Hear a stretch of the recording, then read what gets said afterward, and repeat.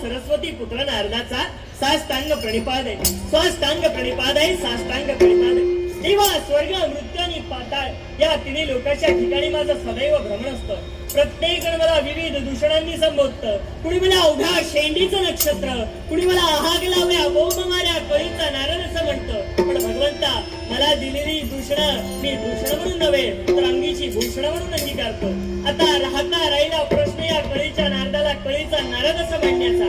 तर कळीचा नारद म्हणजे कळ लावणारा किंवा आग लावणारा नारद नव्हे, तर हा कळीचा नारद म्हणजे या नारदाच्या अंगी 3 कळ आहेत.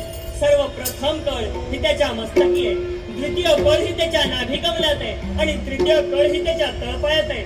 ज्यावेळी स्वर्गलोकीच्या ठिकाणी काहीतरी अघटित घडत असताना त्यावेळी माझ्या मस्तकी कळ जाते.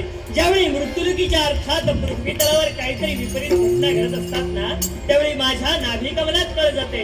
आणि इतकंच नव्हे तर संपूर्ण पाताळाच्या ठिकाणी काहीतरी विघटित ज्यावेळी घडत असतं त्यावेळी माझ्या तळपायात कळ जाते. आणि म्हणूनच या नादाला कळीचा नारद असं म्हणून म्हटलं जातं. पण देवा, तुझ्या नामाचं नामस्मरण करता करता या लीलेचं गुण ठरविता ठरविता आज नकळत पावलमाई वैलेची कुठं संप्रती अग्निदेवांच्या स्थानापर्यंत तद्वत आपण आल्याची जाणीव त्यांना करून द्यावी आणि पुढील कर्तव्यासाठी